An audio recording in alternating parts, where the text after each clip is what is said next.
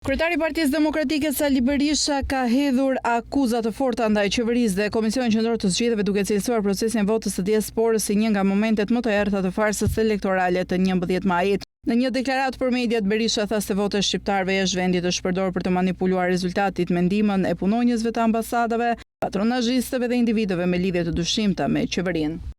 Procesi u shtetëzuar tërësisht nga narkoshteti.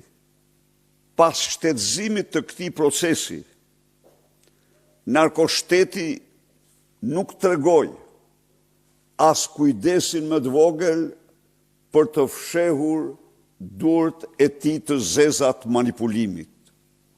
Të manipulimit të gjithanshëm të këtij procesi, i tëri në durt e Tauland Balls, Lubi Ballukut dhe personave kriminal, elektoral, patronazhist, të ngarkuar në Greqi, në Itali dhe në lloj vend tjetër, punojës ambasadas apo ish punojës ambasadash, për t'u marrë me manipulimin e gjerë të votës së diasporës. Ai publikoi një sër rezultatesh të votave nga qendra e numërimit në Fier dhe Vlorë, ku në disa kuti sipas tij Partia Demokratike merrte identikisht 21-26 vota, ndërsa Partia Socialiste siguron shifra shumë herë më të larta. Kjo përsëritje matematikës elektorale, siç e cilësoi Berisha, është provë ndërhyrjes së strukturave shtetërore në rezultatin final dhe shndërron votën e diasporës në një krim elektoral të organizuar. Partia Demokratike dhe koalicioni në këtë kuti merr 21 vota kundër 341 votave të Partisë Socialiste. Pra 15 herë diferenca.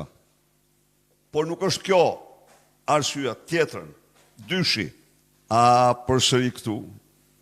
Partia Demokratike merr fiks 21 vota, kundrejt 206 votave të Partisë Socialiste me koalicionin Partia Demokratike.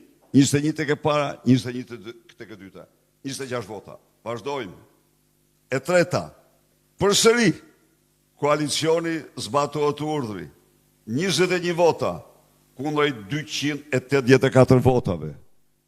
Vazhdojmë. Përsëri, Partia Demokratike koalicioni, 21 vota, kundrejt 302 votave. Vazhdojmë.